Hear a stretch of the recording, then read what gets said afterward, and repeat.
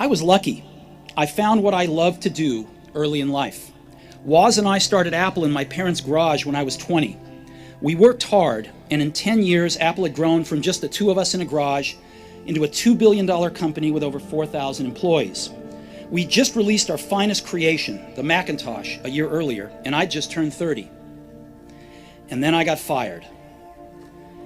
How can you get fired from a company you started? Well, as Apple grew, we hired someone who I thought was very talented to run the company with me. And for the first year or so, things went well. But then our visions of the future began to diverge, and eventually we had a falling out. When we did, our board of directors sided with him. And so at 30, I was out, and very publicly out. I was a very public failure, and I even thought about running away from the valley. But something slowly began to dawn on me. I still loved what I did. The turn of events at Apple had not changed that one bit. I'd been rejected, but I was still in love. And so I decided to start over. I didn't see it then, but it turned out that getting fired from Apple was the best thing that could have ever happened to me. The heaviness of being successful was replaced by the lightness of being a beginner again, less sure about everything. It freed me to enter one of the most creative periods of my life. During the next 5 years, I started a company named Next, another company named Pixar, and fell in love with an amazing woman who would become my wife. Pixar went on to create the world's first computer animated feature film, Toy Story, and is now the most successful animation studio in the world. I'm pretty sure none of this would have happened if I hadn't been fired from Apple. It was awful tasting medicine, but I guess the patient needed it. Sometimes life's going to hit you in the head with a brick.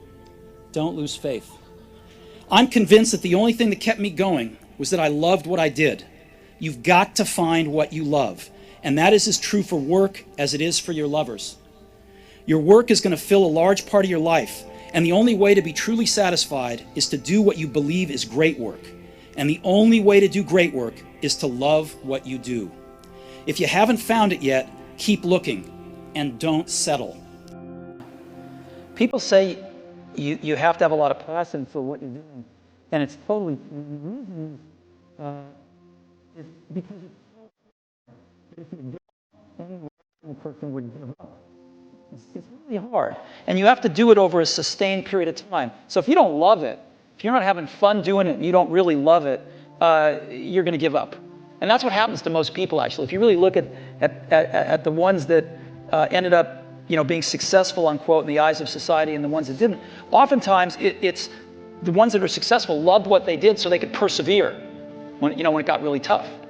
And the ones that didn't love it quit because they're sane, right? Who would want to put up with this stuff if you don't love it? So it's a lot of hard work, and it's a lot of worrying constantly.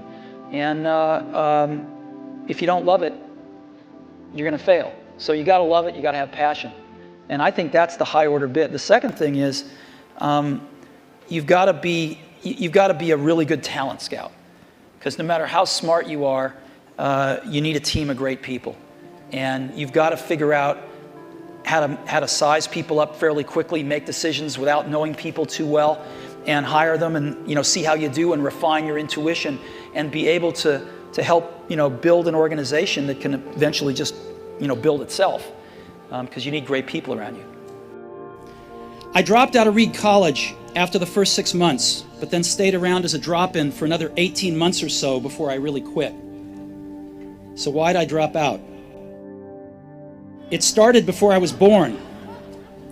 My biological mother was a young, unwed graduate student, and she decided to put me up for adoption. She felt very strongly that I should be adopted by college graduates, so everything was all set for me to be adopted at birth by a lawyer and his wife.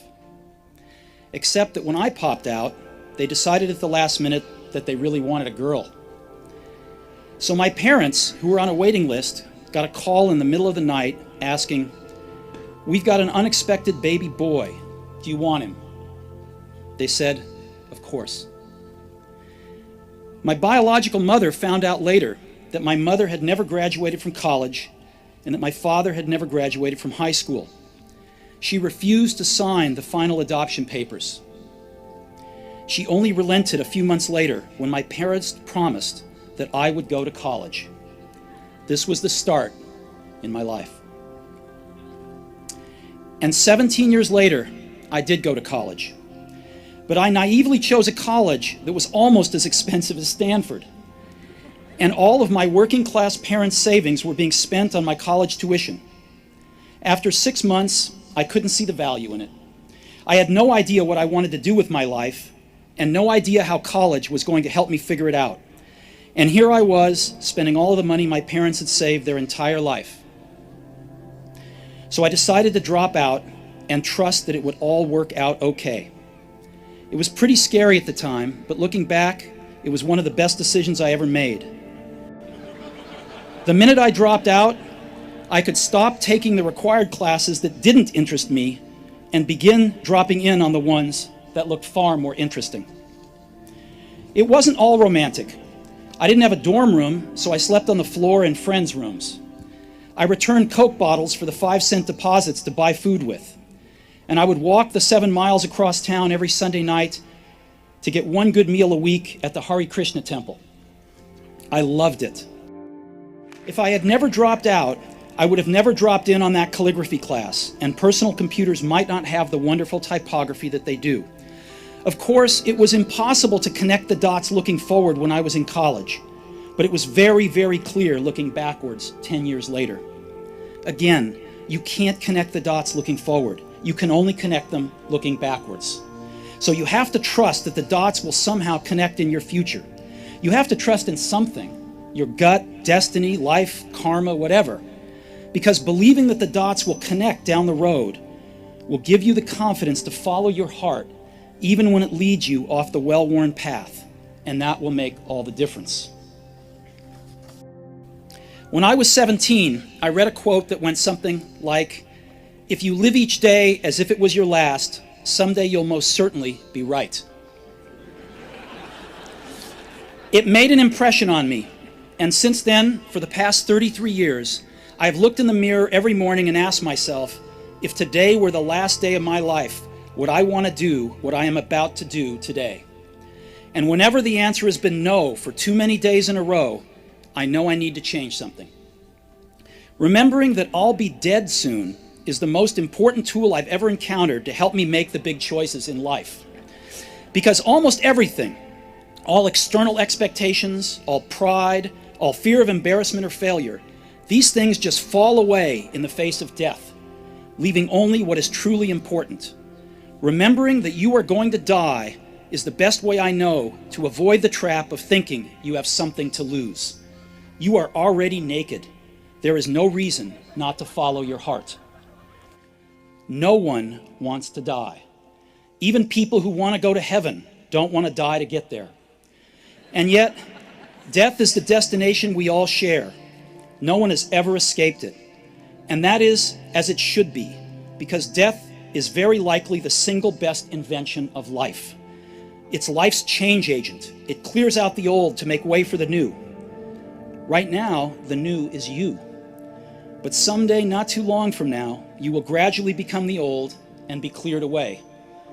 Sorry to be so dramatic, but it's quite true. Your time is limited, so don't waste it living someone else's life. Don't be trapped by dogma, which is living with the results of other people's thinking. Don't let the noise of others' opinions drown out your own inner voice. And most important, have the courage to follow your heart and intuition.